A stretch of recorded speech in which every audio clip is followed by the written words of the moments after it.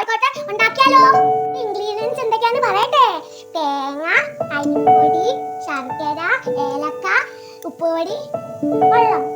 കോഴിക്കോട് ശനിയാഴ്ചയുടെ കഥ പറയട്ടെ.